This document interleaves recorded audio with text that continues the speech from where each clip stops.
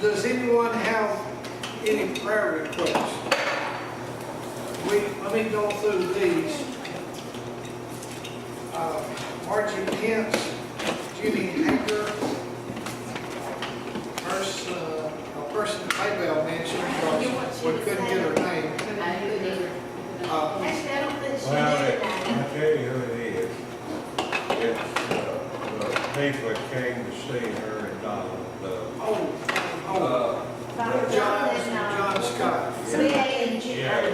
J.W.'s son-in-law. Oh, yeah. It's J.W.'s son-in-law. Okay. Then Brother Lyon, Damian, Rachel, Louise, Eyes, Laura, Harple, Brother Robbie. I don't know which way we'll pray tonight. We'll be. Got it. Now, unspoken request, and Heather O'Malley.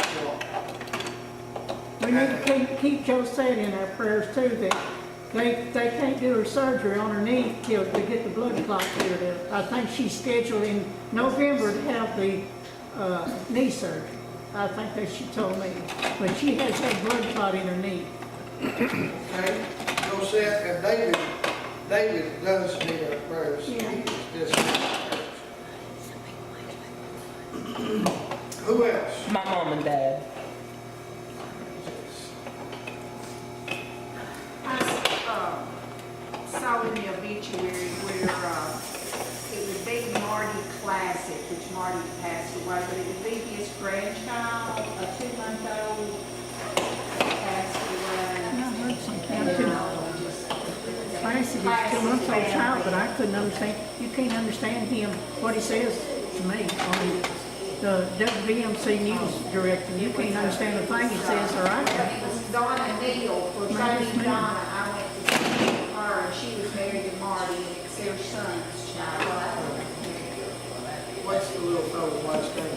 Classic. I'm gonna put baby class. And I talked to Vida, and Janet and David got home. It did not do any damage to their house, but they had it got all their electricity and their freezer and refrigerator, but their house, it didn't bother. Who's that? Janet and David Hobbs. Oh, okay.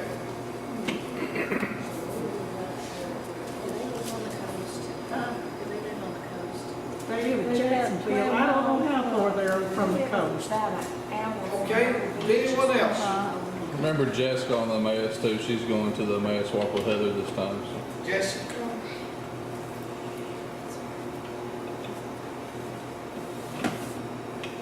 Okay. Anyone else? Their place is going to Cumberland Playhouse, 27th of November, if anybody wants to go. We have to know the number because he's going to call. It's already pretty well booked, and he's going to call. But if anybody wants to go, we're going to take the bus. Okay. But we need to know, well, he's going to call in just soon as he, I'm going to call him in the morning. If anybody wants to go, they need to call him. Let us know.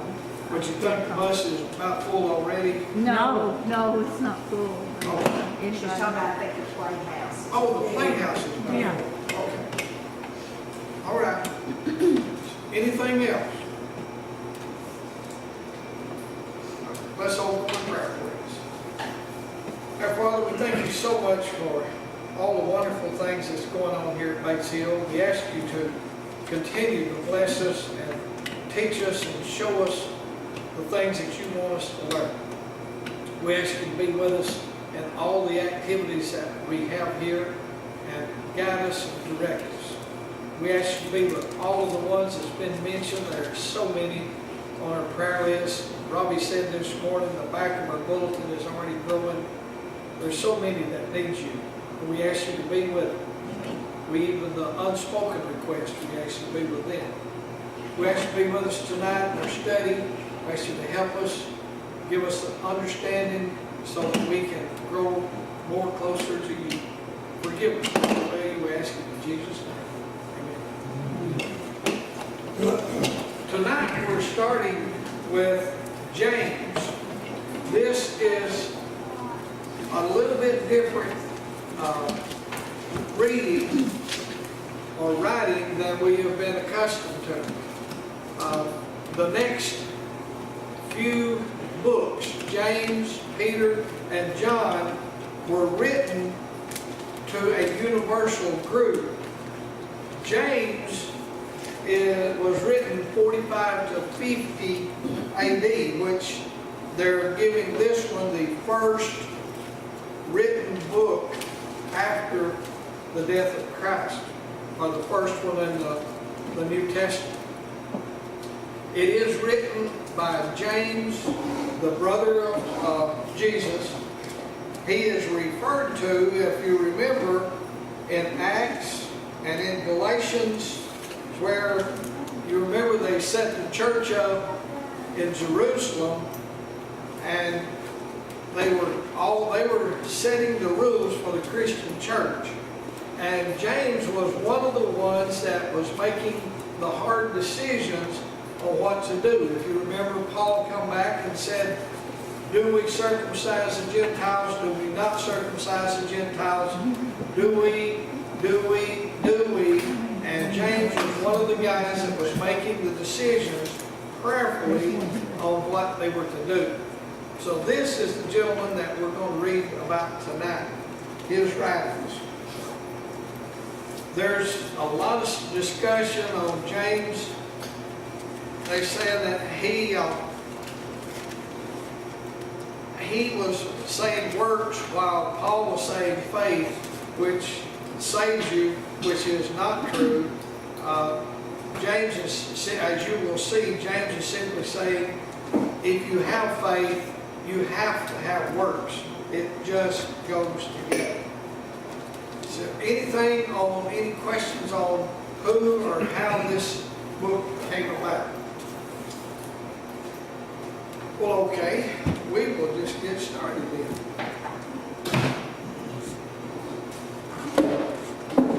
If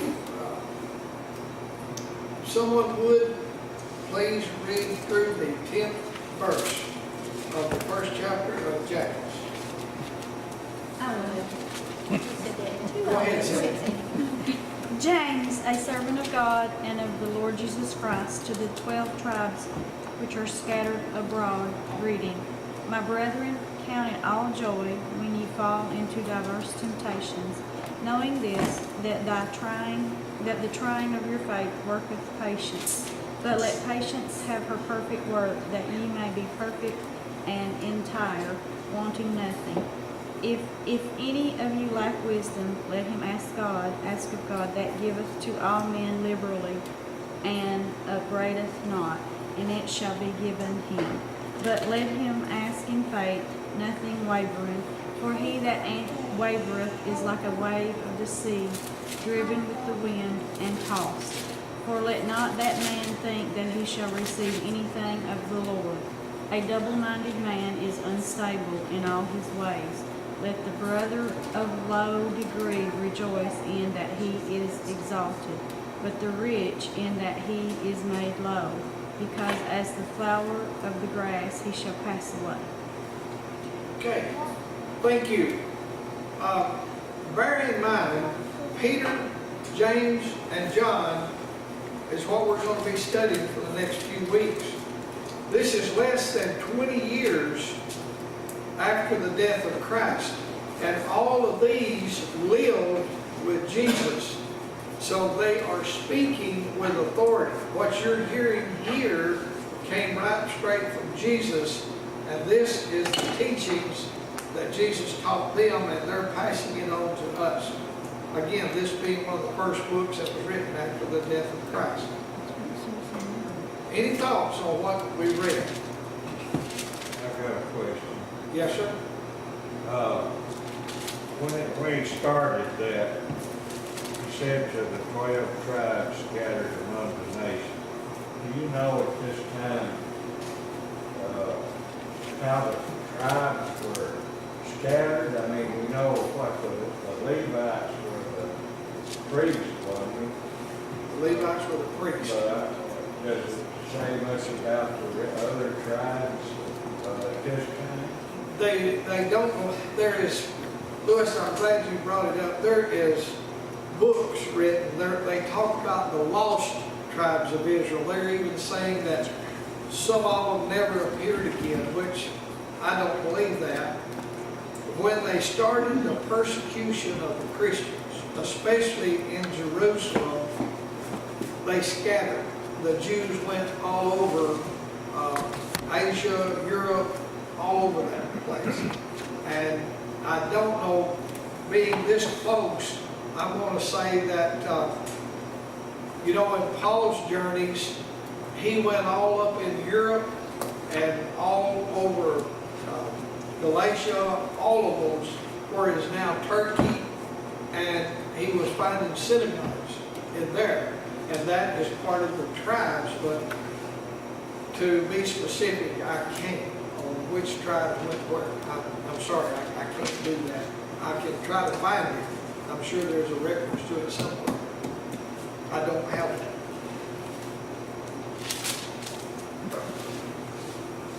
Anything? The 12 tribes, now that was, is that Jacob's 12. 12? Well, it was Jacob's 10 and Joseph's 2. The 10 was, there was 12 sons of Jacob.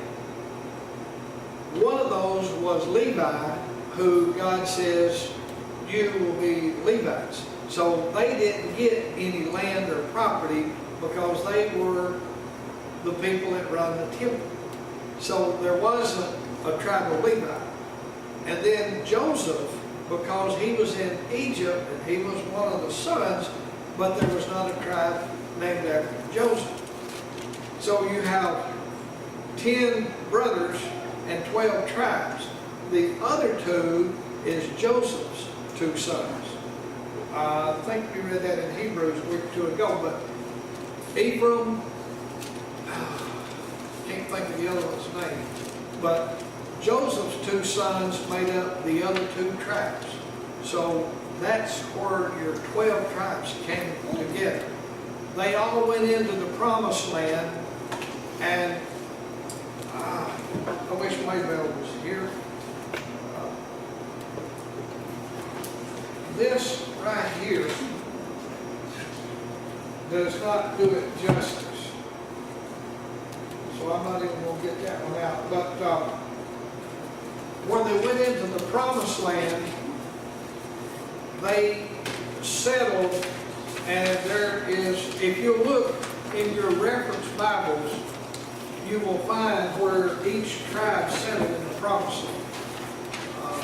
Well, they all went to the promised land. They were settled in there, yes, and that's where a lot of this is going on,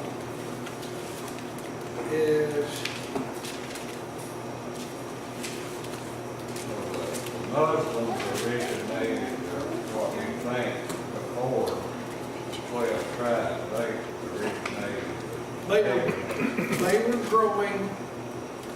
they were growing in strength, yes, after with Abraham. See, Abraham, you still had to go through Isaac, then Jacob, and then the 12 sons. So there was a period of time there that, well, Abraham's illegitimate son was growing in the Muslims group. I don't see it, but there is a map that shows where each of the 12 tribes settled. I've seen it, but I think Ephraim was the other one. Or did I mention it? Yeah, I think so. But anyway, your 12 tribes were in the promised land. The promised land is a lot of this that you're seeing here that we're talking about.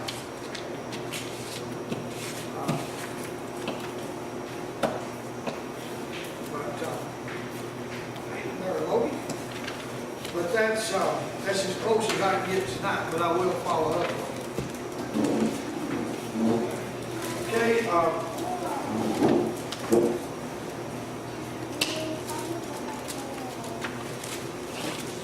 is there anything else that you have on the first 10 verses?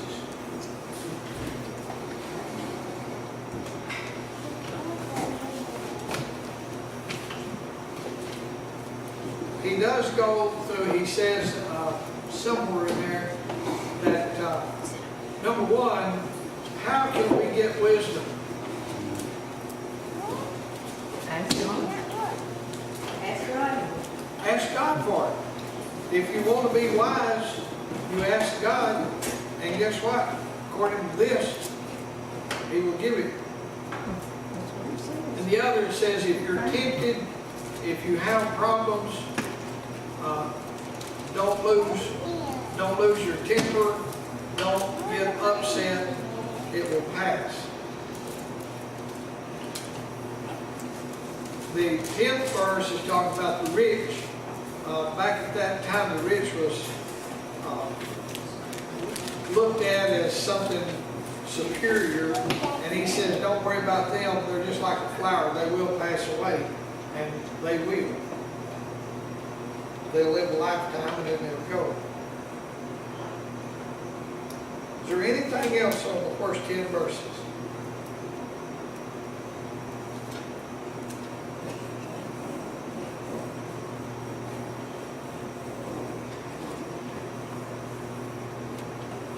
Okay, if not, let's go 11 through 21. And we'll read that. Okay. For no sooner has the sun risen with a burning heat than it withers the grass, its flower falls, and its beautiful appearance perishes. So the rich man also will fade away in his pursuits. Blessed is the man who endures temptation, for when he has been approved, he will receive the crown of life, which the Lord has promised to those who love him. Let no one say, when he is tempted, I am tempted by God, for God cannot be tempted by evil, nor does he himself tempt anyone. But each one is tempted when he is drawn away by his own desires and enticed. Then when the desire has conceived, it gives birth to sin, and sin, when it is full grown, brings forth death. Do not be deceived, my beloved brethren, for every good gift and every perfect gift is from above, and comes down from the Father of lights, with whom there is no variation or shadow of turning. Of his own will he brought us forth by the word of truth, that we might be a kind of first fruits of his creatures. So then, my beloved brethren, let every man be swift to hear, slow to speak, slow to wrath, for the wrath of man does not produce the righteousness of God. Let me read 21. 21. Therefore lay aside all filthiness and overflow of wickedness, and receive with meekness the implanted word, which is able to save your souls. Thank you. Surely we've got discussion on Lot.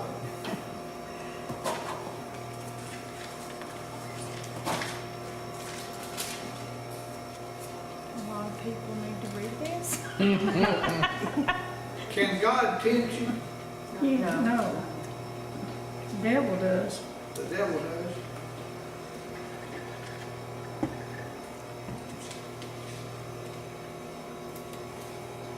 I heard that 17th verse, every good and perfect gift is from above, coming down from the Father of the heavenly lights.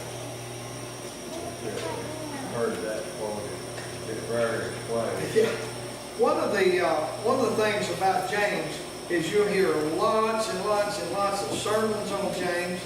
A lot, like Liz said, a lot of the verses will immediately come to mind when you read those. But it's excellent reading, and this is, like I said, it's more of a universal. He's not doing specifics. This is rules for the Christian person or the converted Jew.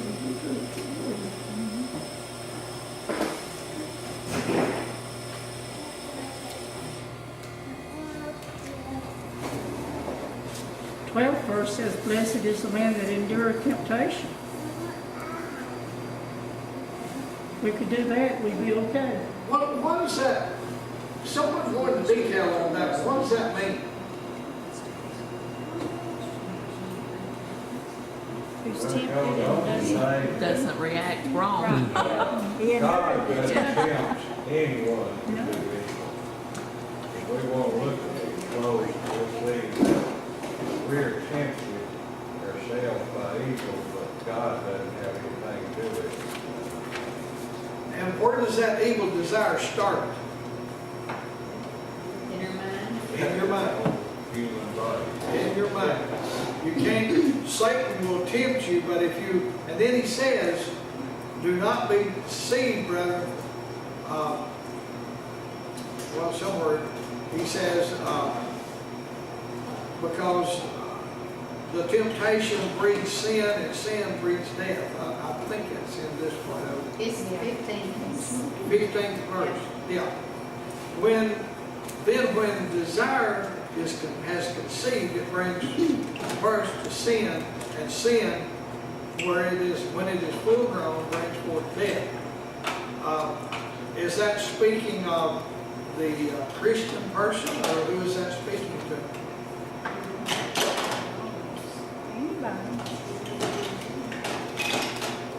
You can't help what pops in your mind, but you can help what stays. Yeah. Thank you. One of these commentaries says that the tempted part is in your mind, but as long as it stays there, then it doesn't commit a sin. The sin is when you let it become a sin, when you carry it out, you finish the work that it started in your mind. But we're all evil by nature. Am I correct in saying that? Yeah. So are we going to be tempted? sure. Go like this. Now, that makes it a little bit confusing. We believe that when you're saved, you're saved. And nobody can pluck you out of God's hand. But if you give in to the temptation without you, what about then? You know, that if you give in to the evil temptations, can you do that after you're saved? Sure. Yes. And it happens. It happens That's the every reason we have to day. pray and get forgiveness. But you know to ask for forgiveness. What's the glorious part is to ask for forgiveness. Now, do you go do it again? You should. Probably, but You really didn't repent of it if you didn't. but how many times does God tell us to forgive? 70 times 7. 70 times 7. Keep on, keep Yeah. on. So he's saying, look, don't do it, don't keep doing it, but you're evil by nature. So if we do, we're weak. That's the reason we need to fill our mind with good things, instead of Exactly right. stay on these bad things. Exactly right. It's like this, one of these stories, and I love these stories in here. I can tell them all that long. But it said a little boy was in the kitchen and his mother heard the cookie jar bounce on the cabinet. She said, "Willie, what are you doing?" He said, "I'm being tempted." He said, "That's the wrong place to be tempted. Put the jar back up in there. You can't be tempted and hold the jar in your hand." Top part. But yes, we are going to be tempted, and we're weak in nature. But the thing to do is, like Aunt Delma said, get it out of your mind, fight it. That's not bad. That's the strength that we have, is to get out of that ditch and get back on dry ground. Yeah, they did. What he's talking about that brings forth death is the person that never accepts Christ, and the sin becomes worse and worse and worse. And when you look at, it says, you're tempted by evil, and then what Lewis says comes right behind it. Every good gift and every perfect gift is from above. The light comes on when we look at the Father. The light goes out the other direction.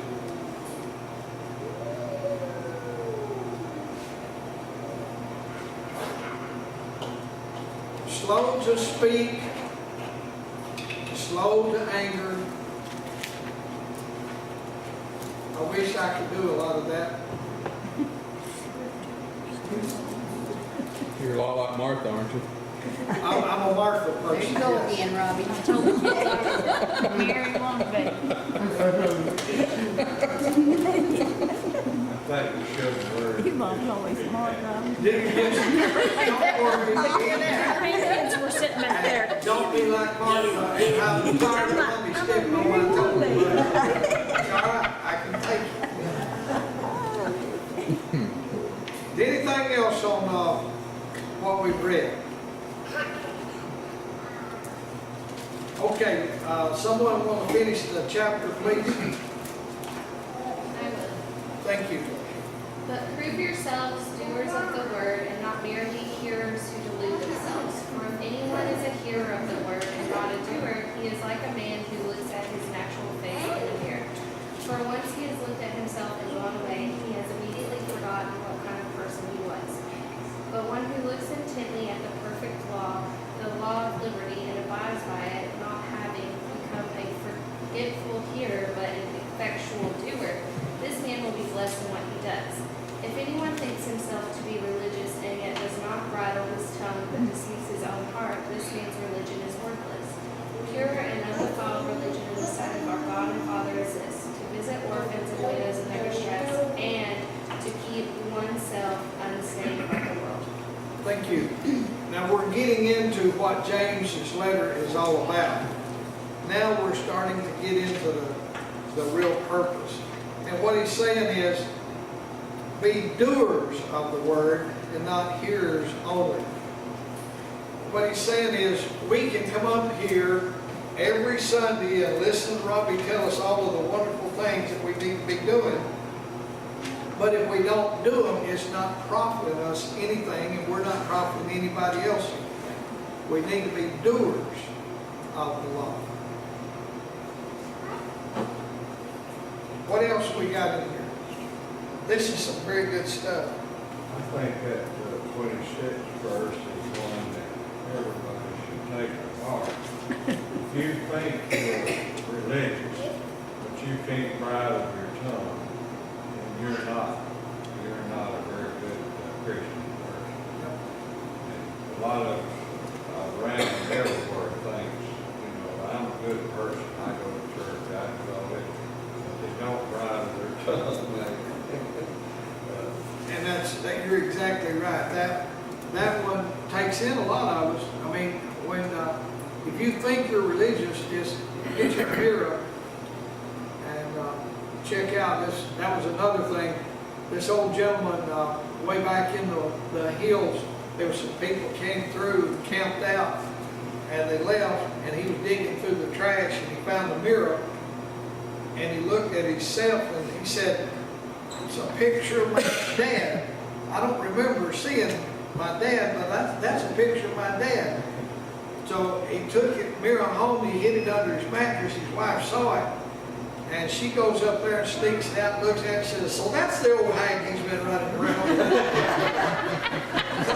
When you look in the mirror, you see yourself. You know which one is there. I think that we could all benefit from the whole rest of this. James is good on that. Yeah, the whole rest of this, because, I mean, even if you want to admit it or not,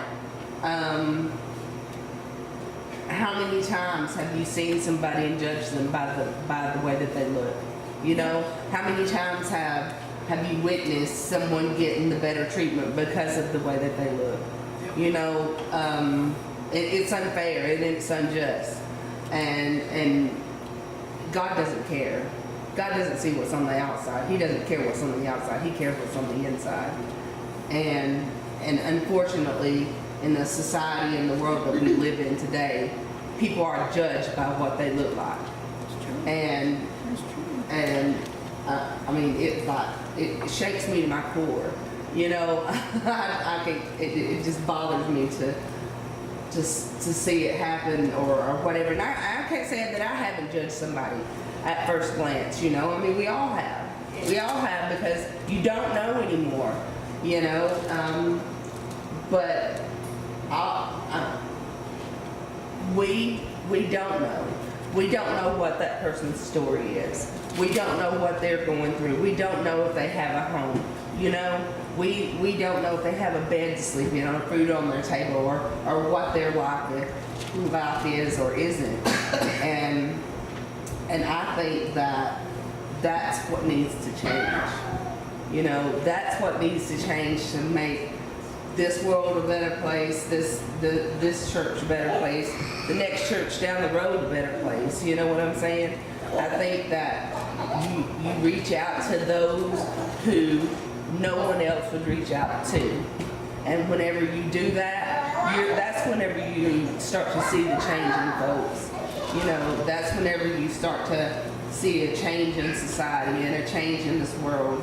No matter what, you know, no matter what they done yesterday, if you're there and you're showing them a kind gesture or whatever, or you're not snarling your nose at them or judging them by the clothes that they're wearing or whatever, maybe you're the smiling face that they needed to see. Maybe you're the hand that they needed to shake today, you know, and that's what I want to be. That's the person I want to be, and that's what I want to live by.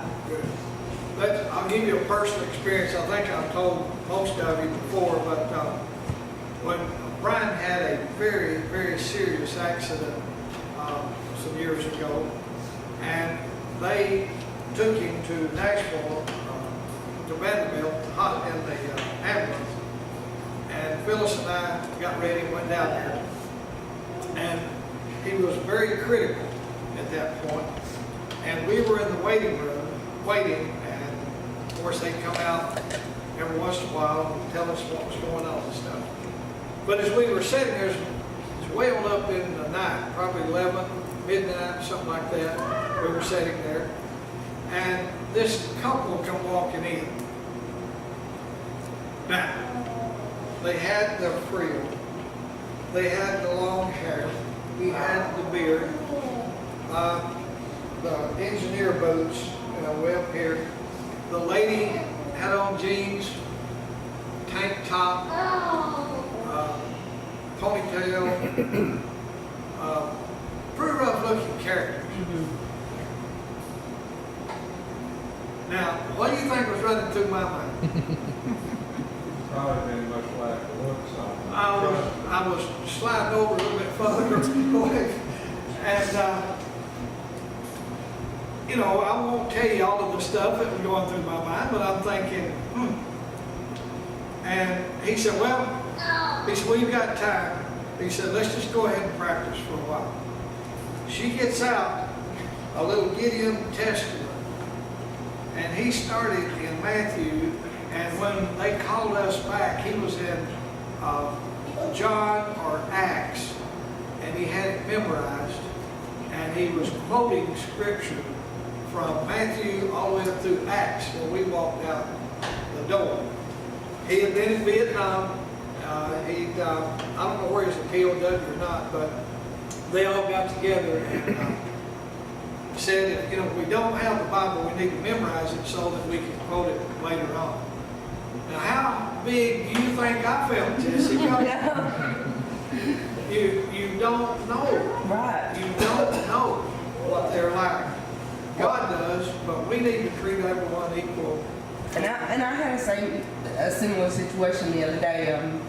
Like our dryer went out, and actually we had a stove, and I had put it on the marketplace and everything, and we had all these people that were looking, for it, but nobody ever, oh, we're gonna come looking for it, but never did.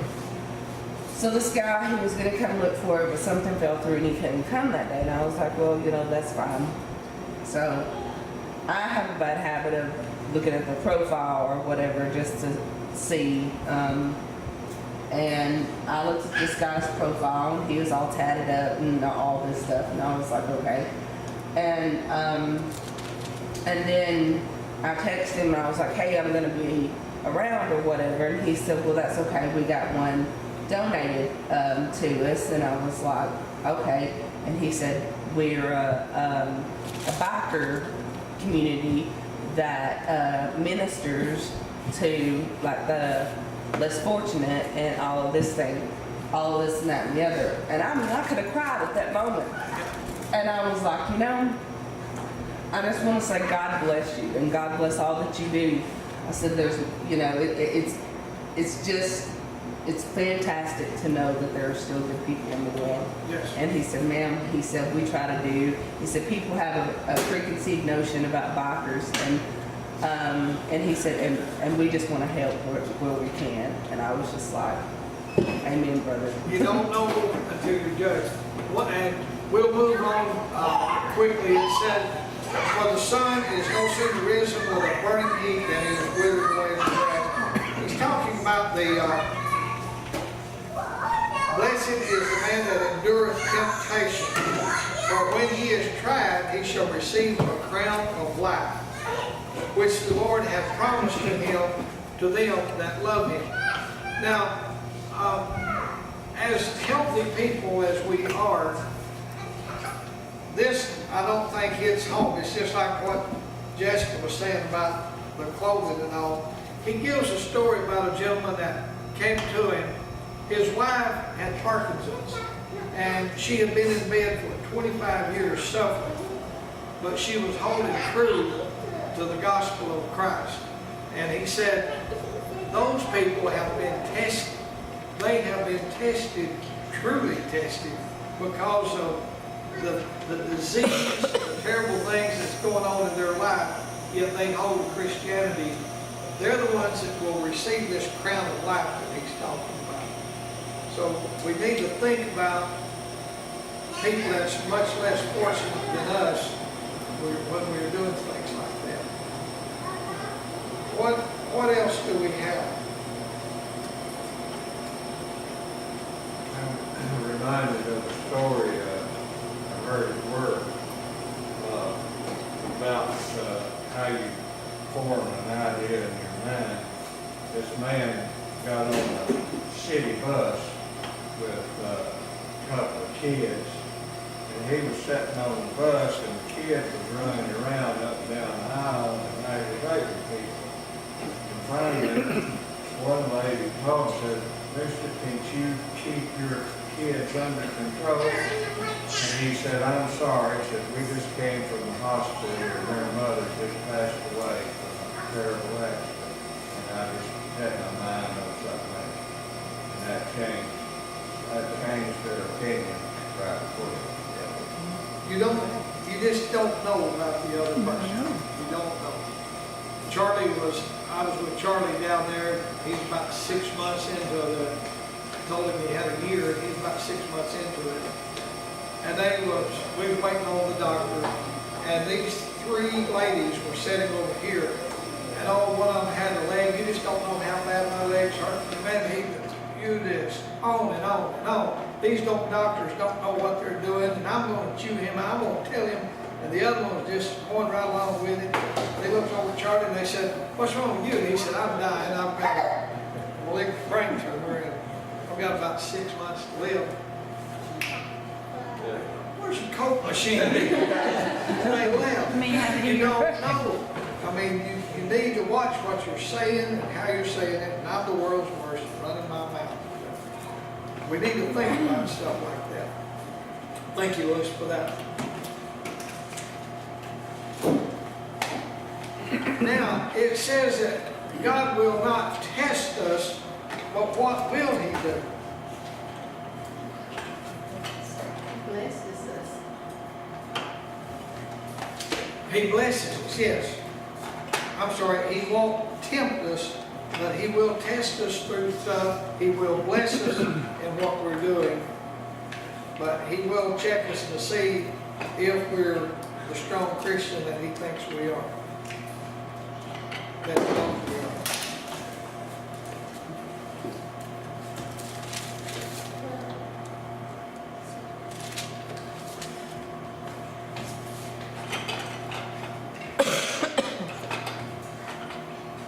There's, I don't want to start a big controversy, but this crown of life that James speaks of, where did it really read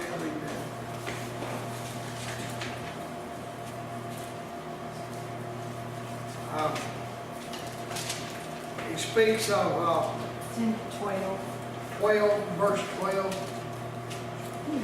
Yeah.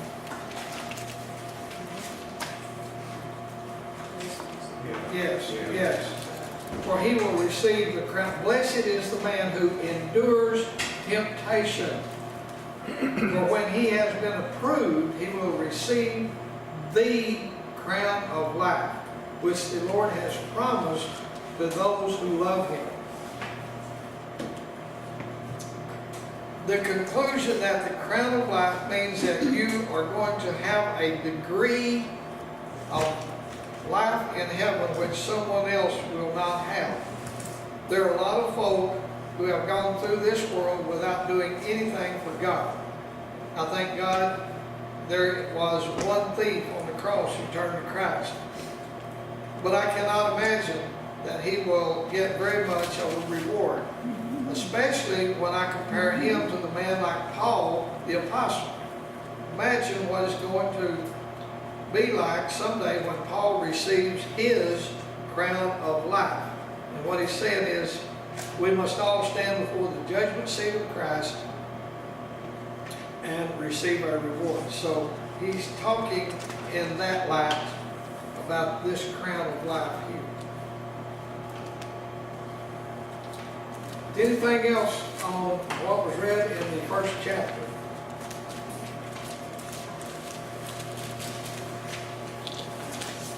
I think that God allows trials in your life. Because if you've never been tempted or you've never had trials, then how can you say you have faith? You've never been tested. He said exactly that, Regina. Somewhere it says that God will test you. Let's see if I can find it. He won't tempt you because that's not in him. God does test you.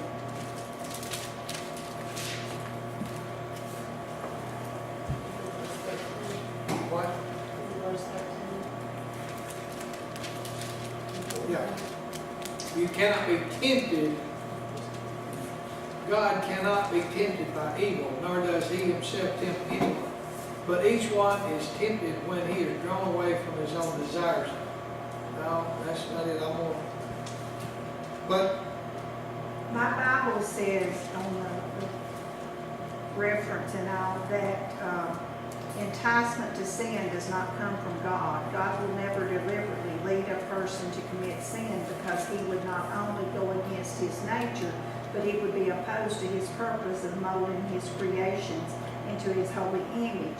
Yet God does sometimes place his people in adverse circumstances for the purpose of building godly character. yes, That's what he says about 13. I was watching something today that was talking about that talked about how we oftentimes turn to the quickest solution ourselves. You know, what we can humanly do to get ourselves out of those situations rather than trusting God to see what the outcome is, you know, and leaning on him. You know, we find the easiest way out and take that easy route instead of putting our trust in him and just following his path, you know. And I think that's oftentimes true. And you want it right now. Yeah, yeah. You know, Well, you don't want to endure no pain, no suffering. You don't want to endure any loss or hardships in your life. You want the best right now, and you want it today. You don't want it tomorrow. You don't want it next week. And I think sometimes that does set us back big time in life.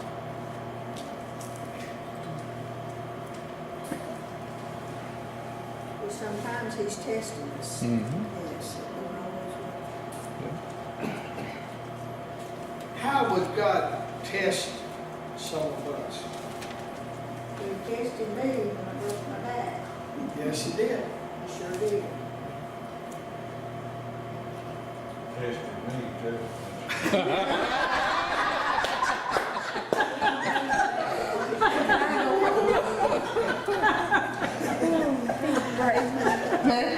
That is very Well, that's true. probably really true. I mean. Yeah.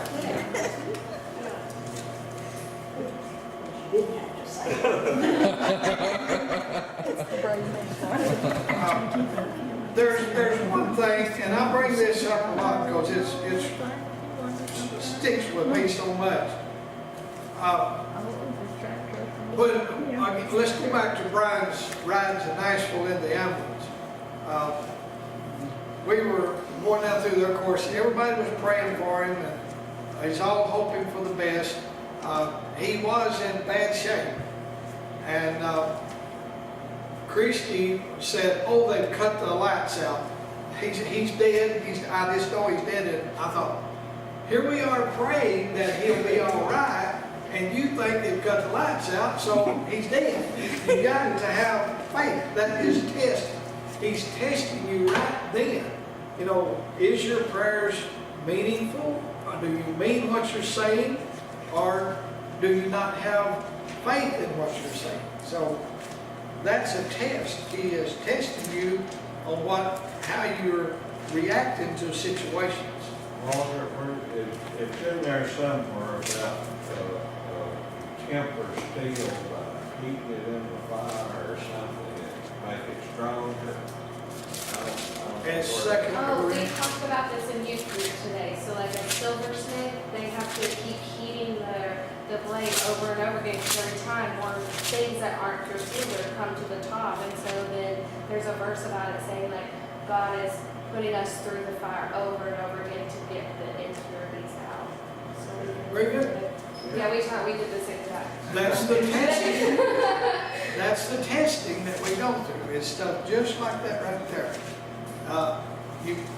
It says in 2 Corinthians that you're tested. You have gold, silver, wood, stubble, grass, and it's all tested by fire.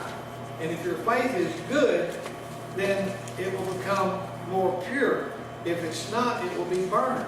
And when you're burned, you lose your rewards. You lose what you built up to.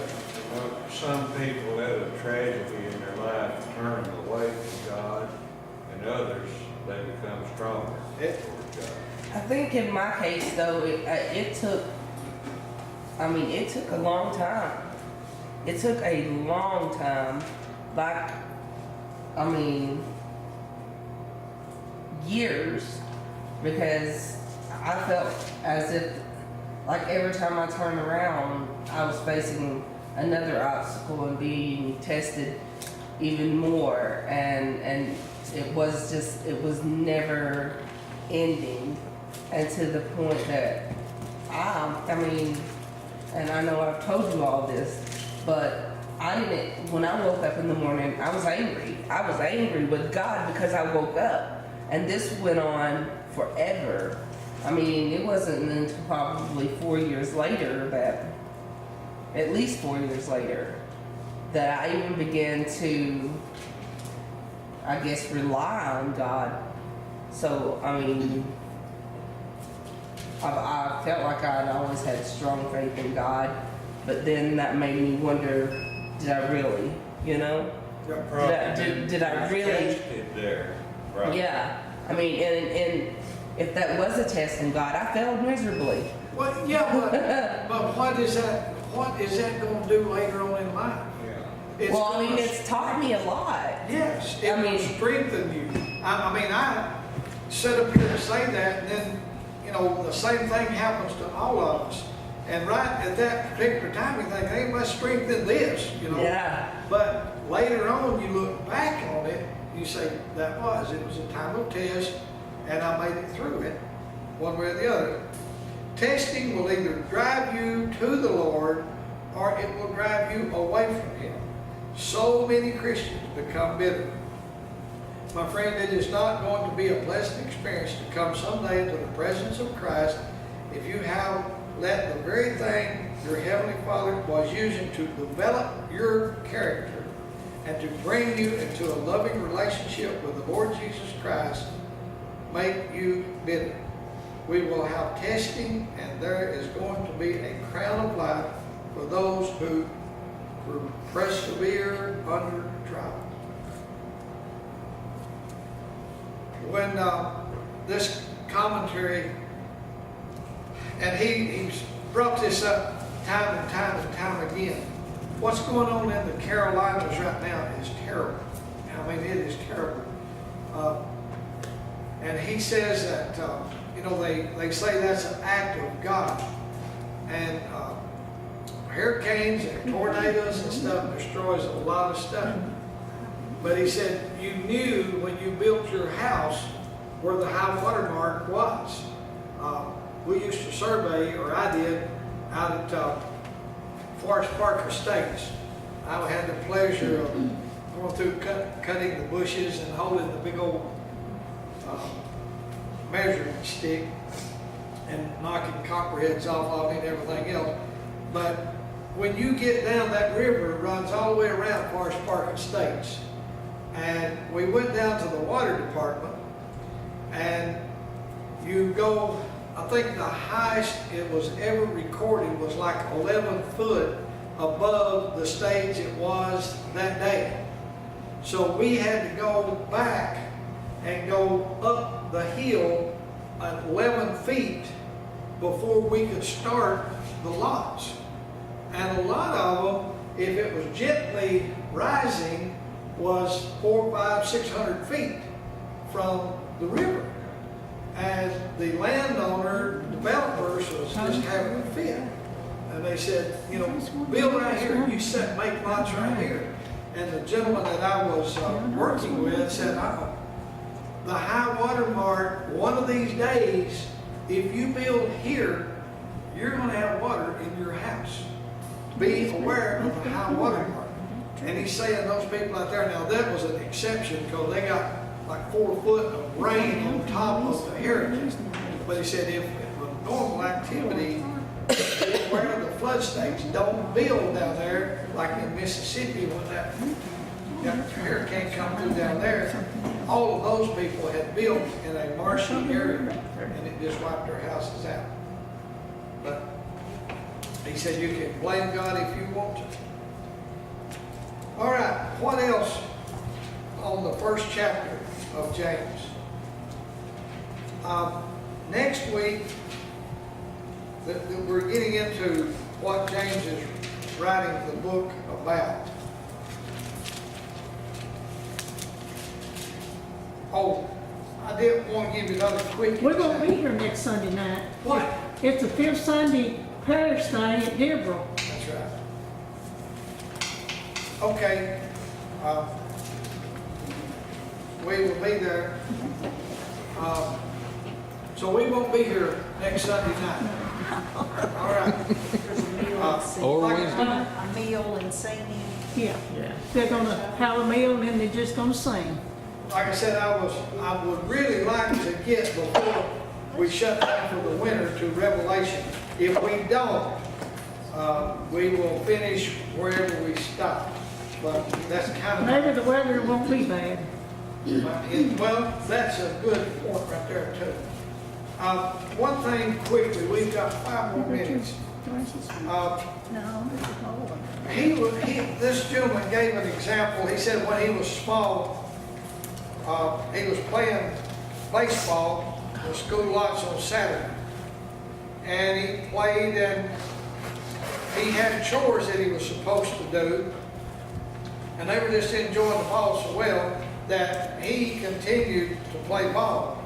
And he said he looked up and he saw his dad coming. And he knew he wasn't coming to see the whole team or watch the game. He was coming after me. And he said all of a sudden I decided it was about time for me to go home. But he said, my friend, God isn't asking anything of you until you become His child. This boy's daddy wasn't disciplining the whole team. He was coming after his son because his son had broke the rules. He said, but to those of us who have become children of God, he says, Be ye doers of the word and not hearers only, deceiving your own selves. In other words, do as I say, and I won't have to come get you out of the ball field. Is anything else on the first chapter?